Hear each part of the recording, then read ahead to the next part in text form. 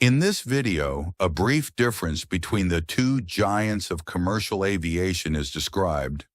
Boeing and Airbus are the world's two largest commercial aircraft manufacturers.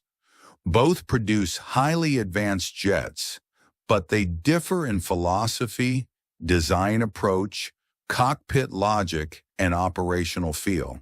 Boeing, pilot authority first. Traditional yoke control. Less computer intervention during manual control.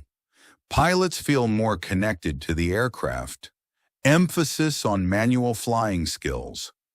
Strong mechanical feedback. Airbus. Fly-by-wire plus automation first. Side stick controller. High level of automation computers limit unsafe maneuvers. Protections. Highly standardized cockpit layout across all models.